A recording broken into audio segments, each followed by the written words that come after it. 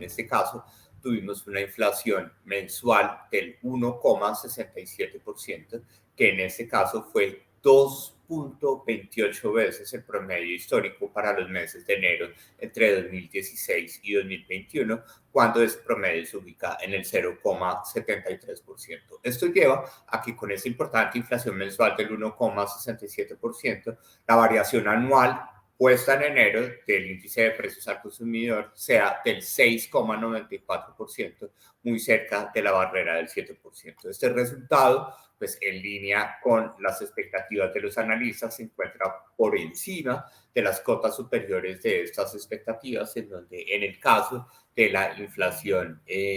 mensual, los analistas estaban esperando un máximo de inflación del 1,38% y un promedio del 0,89%, y el resultado, pues en este caso se ubicó 29 puntos básicos por encima del tope de la inflación mensual del 1,38%, y también la inflación anual del 6,94% en enero supera en este caso en 132 puntos básicos al máximo de inflación que están esperando los analistas que suceda en el mes de diciembre del 2022, que corresponde con un 5,62%.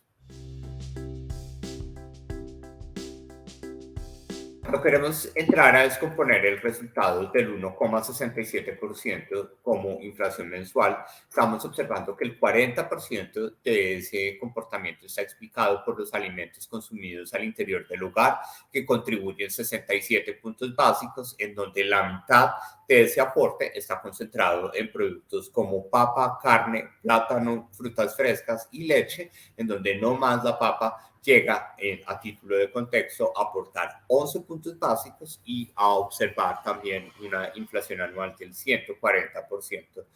ligeramente superior a ese valor. En segundo lugar, tenemos que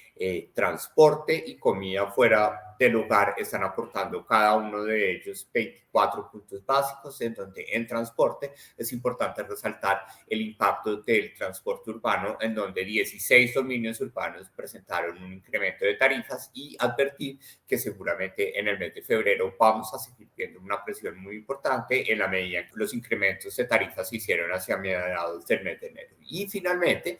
para destacar, en el caso de la comida por fuera del hogar, pues estamos viendo que el corrientazo está aportando 18 puntos básicos de esos 24 que nosotros debemos aportar a la comida por fuera del hogar. Finalmente, precisar que en el caso de la educación, donde hay 0 puntos básicos de aporte, pues estamos observando que no es el resultado de una toma de precios, sino de la ausencia de ellas, en la medida en que normalmente los rubros de educación se pagan en febrero, agosto y septiembre. En relación con la desagregación por los principales dominios urbanos, es importante precisar que el índice de precios al consumidor es una operación estadística contextualizada para el referente urbano, pues todos los dominios geográficos tuvieron variaciones superiores al 1%, y muy en línea con el promedio del 1,67% nacional.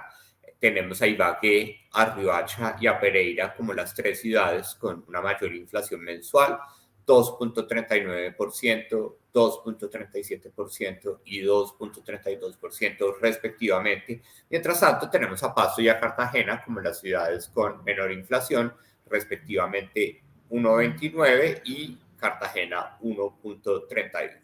Y finalmente tenemos en el caso de Bogotá una inflación del 1,53%, en donde cuando queremos entrar a explicar por qué Ibagué está observando esa importante variación mensual del 2,39%, vemos que el efecto del transporte urbano, que en el total nacional aportó 15 puntos básicos, en Ibagué el ajuste de la tarifa fue muy importante, tanto así que contribuyó 36 puntos básicos. Y adicionalmente, la papa, que en el total nacional aporta 11 puntos básicos al comportamiento de inflación, está mucho más costosa en Ibagué, y en este caso está aportando 22 puntos básicos. En el caso de la ciudad con menor inflación, pues tenemos de forma significativa que Pasto, por el mayor peso que tiene el gas en pipeta en Pasto, pues tiene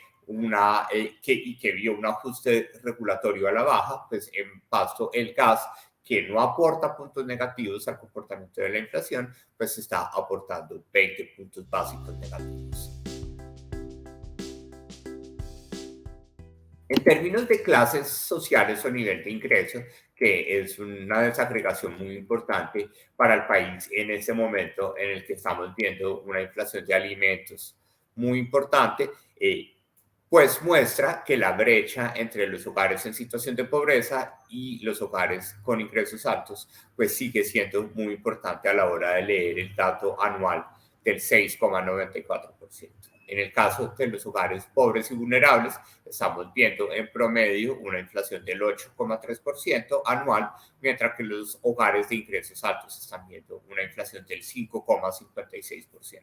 lo cual se explica por ese mayor peso que tienen los alimentos y los arrendamientos y los servicios públicos, que son los que más presión inflacionaria ha generado a lo largo de los últimos meses en los presupuestos de los hogares que están expuestos a la situación de pobreza y vulnerabilidad.